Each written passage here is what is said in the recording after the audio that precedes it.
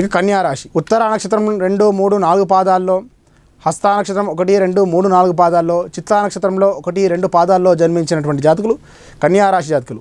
కన్యా రాశి జాతకులకి ఆదాయం 5, వ్యయం 5, రాజ్యపూజ్యం 5, అవమానం 2. కన్యా రాశి వారికి బృహస్పతి ఉగాది నుండి మొదలుకొని అష్టమంలో లోహమూర్తిగా ప్రతికూల ఫలితాన్ని ఇచ్చినప్పటికీ 1 మే 2024 నుండి సంవత్సరం వరకు భాగ్యంలో అంటే నవభావంలో రజతమూర్తిగా గోచరించడం వల్ల చక్కటి శుభ ఫలితాలు వస్తాయి. శని సంవత్సరం అంతా కూడా షష్టమ స్థానంలో తామ్రమూర్తిగా, రాహుకేతులు సప్తమ జన్మస్థానంలో ఉండడం వల్ల కాస్త ఒడిదొడుకులతో కూడుకున్నటువంటి దాంపత్య జీవనం ఉంటుంది. ఈ రాశి వారికి ఈ సంవత్సరం ఆర్థికంగా బాగుంటుంది. గతంలో చేసినటువంటి రుణాల నుంచి విముక్తి పొందేటువంటి సమయం అని చెప్పుకోవచ్చు. ఉద్యోగాల్లో పై అధికారుల యొక్క మన్ననలు పొందగలుగుతారు.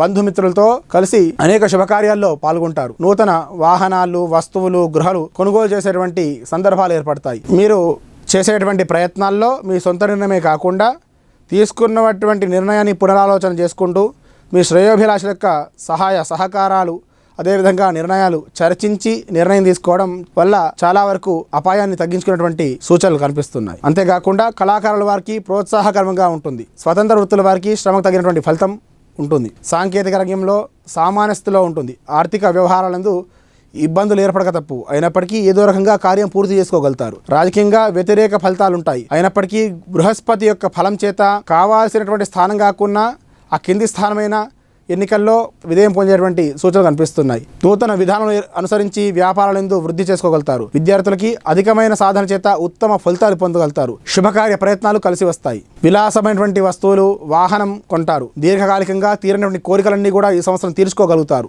తరచూ శుభకార్యాల్లో పాల్గొంటారు.